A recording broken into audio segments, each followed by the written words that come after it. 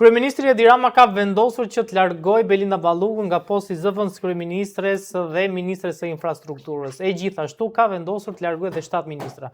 Për të folur mbi këto ndryshime kam të ftuar në një lidhje direkt avokatin e njohur Gylsien Zhlima. Avokat, faleminderit shumë për intervistën. Përshëndetje, faleminderit për ftesën. Avokati ikën Balluku, ikin dhe 7 ministra të tjerë. Si e cilësoni këtë ndryshim me qeverisë zotit Rama?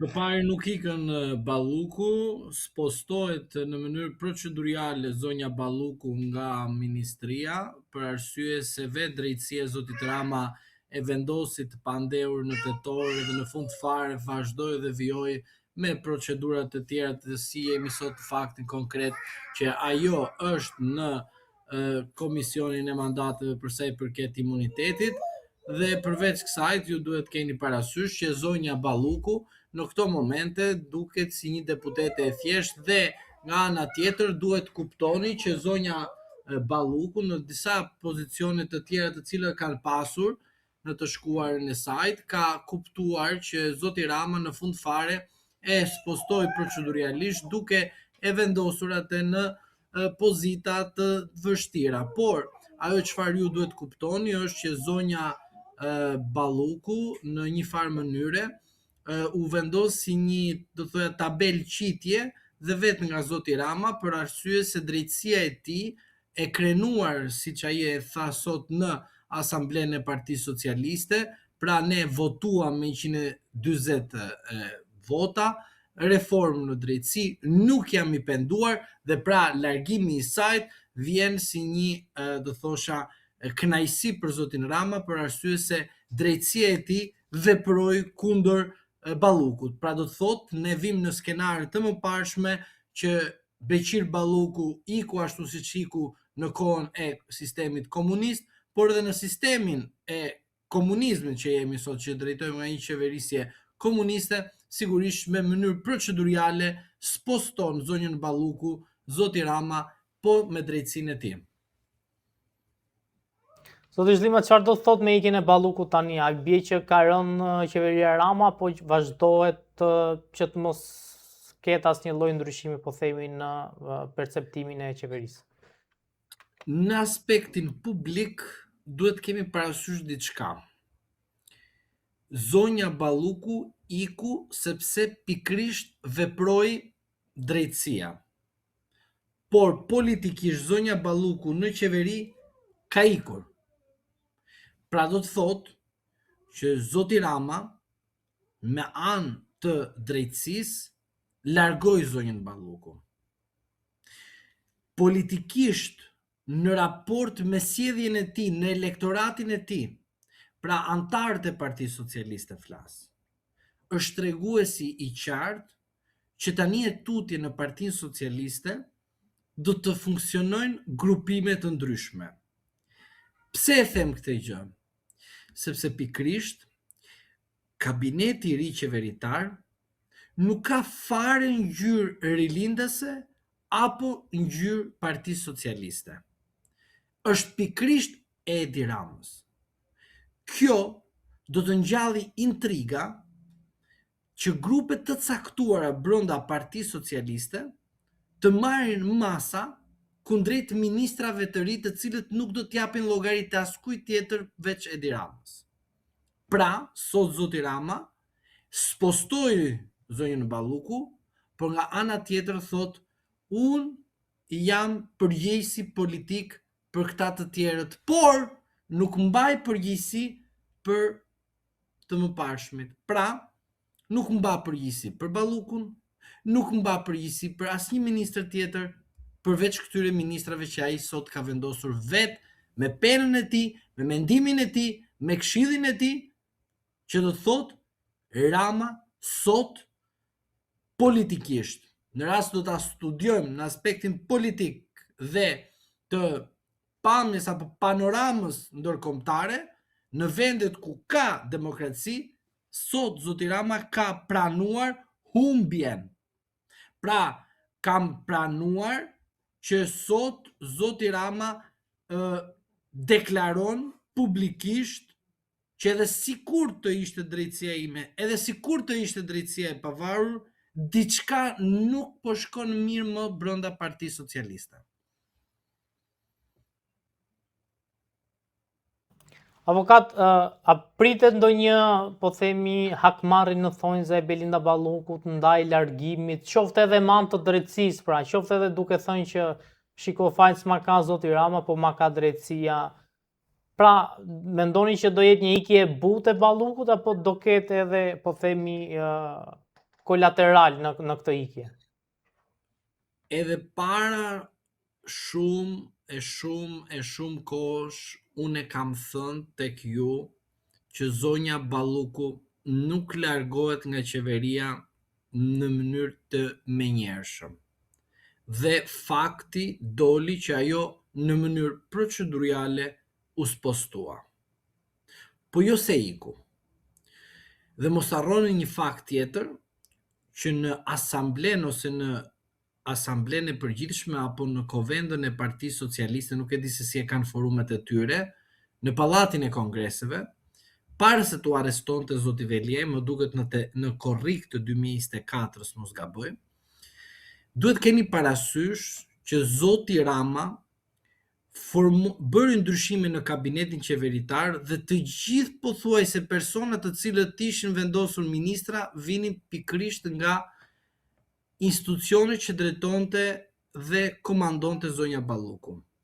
Pra, ju do të kuptoni që zoti Rama e kishte shumë mirë planin, pra organizimin e funksionimit të qeverisë së tij.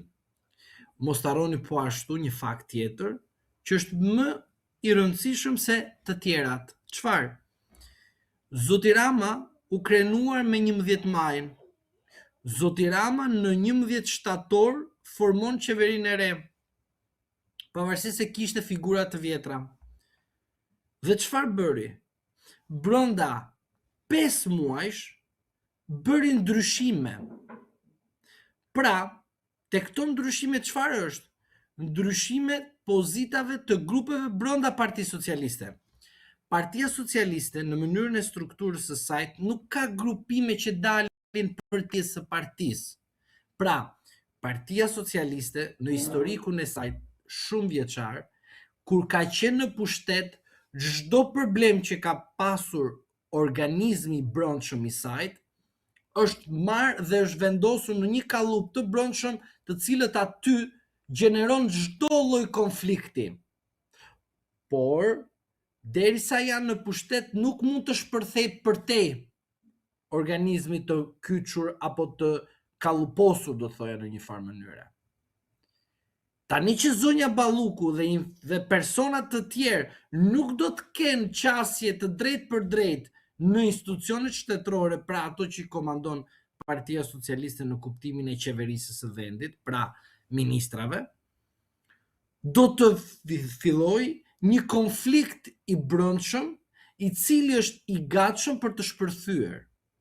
Dhe prandaj them që ky moment është një moment i veçantë studimi për të kuptuar që brenda Partisë Socialiste po fillon lufta më e egër që nuk do të shikoni në asnjë parti tjetër politike, edhe duke qenë në pushtet. Sepse do të kuptoni diçka shumë të thjeshtë për dëgjuesit. Zotnja Balluku, në rast se ka të lashëm me drejtësinë, nuk është se ja kam bërë unë apo ti, apo qytetarë që na ndjekin. Ja ka bërë pikërisht personi që e ka emëruar dhe personi sot që e ka shkarkuar. Pra nuk ka bërë negocim apo ka bërë një pakt për të përfituar diçka individuale për interesin ton. Dhe zonja Balluku është dëshmitare e një fakti të hidhur. Pra, Beqir Balluku u shkërmoq, u sakatu politikisht nga Partia e Punës. Sot ajo, jo në mënyrë të ngjashëm, por do pothuajse me të njëjtin manual, nga drejtësia e zotit Rama dhe vetë nga zoti Rama.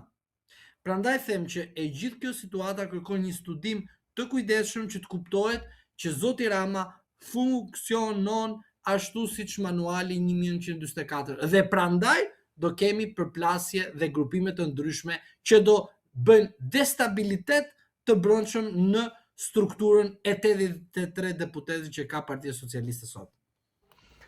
Avokat, po këtë largimin e listës Spiropalit si e pat?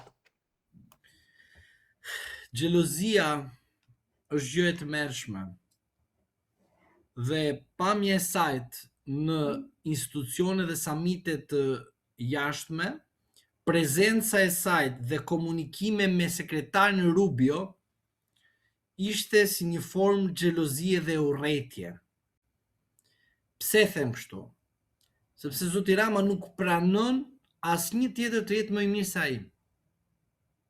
Është karakteri i njerëzit. Pra, edhe sikur zonja Spiropali të bënte gjërat më të mira që për zotin Rama do të ishin gjërat të jashtëzakonshme për karrierën e tij politike, sigurisht që zonja Spiropali u godit duke hequr një ndër do thoya ministrit më të rëndësishme për sa i përket pjesës së marketingut të jashtëm në politikat e jashtme të një shtetit, përfaqësimi, pra thjesht çerja e përfaqësimit që në kupton individin që përfaqëson një sovranitet në kuptimin e përfaqësimit diplomatik. Por, duhet keni parasysh diçka.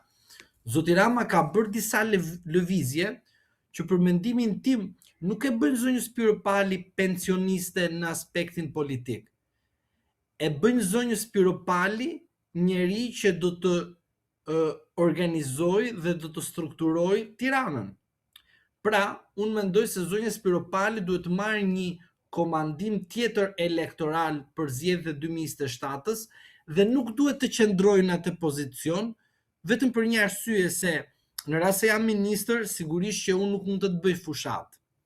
Dhe tani duhet kuptoni strategjia e zotit Rama, duke marrë si shkas zonjën Spiropali, të gjithë me tabela partie, pra PS apo Rilindas, duhet të dalin në terren, po pa qenë ministër. Pse? Që mos të japin premtime njerëzve, pra mos të vjen në siklet ata që duhet njerëzit t'i provojnë do ma bësh ti mua këtë gjë. Se kjo është realiteti jonë elektoral. Pra, njerëzit po të panë në pushtet, thënë po ma bë këtë se t'jap votën. Pra Rama e shmangat e po ma bë këtë se t'jap votën dhe i thot këtyre dilni në terren, merrni votën duke i mashtruar ashtu siç e kemi bërë. Pra, zakoni këtu nuk ka problem. Njerëzit thënë më mirë se do ta falim, do ta bëjmë, për s'ka gjë do ta votojmë. Pra, ju do të shikoni që gjithë kjo situatë me largimin e Spiropalit është që po e përdor politikisht duke e dërguar në terren, po bëjmë gati që tani për zgjedhje të parakoshme. Po. Pse? Në të njëjtën kohë them, kemi zgjedhje lokale, në të njëjtën kohë themi zgjedhje parakoshme, në të njëjtën kohë brenda korrikut duhet mbarojë reforma territoriale dhe reforma zgjedhore. Pra, fuqizoj mekanizmin elektoral partjak, bëjmë gati, sepse e lej pikrisht PD-n dhe opozitën duke nejtur me molotov apo tritol që ka në për protesta, që të shfaqes një subjekt i dhunshëm, sikur do të zbresi regjimin atë formë. Zoti Rama në këtë pozicion që flasim, duke larguar zonjën Spiropali, jep sigurisht tek njerëzit çfarë? Përshtypjen që ai po vendos figura të reja, por marketingu është i vjetër që ne futemi drejt betejës, por në betejën nuk futen të rinjt, por vetëm të vjetrit se ata prodhojnë vota. Avokat, faleminderit shumë për intervistën, ishte kënaqësi. Faleminderit dhe për ftesën.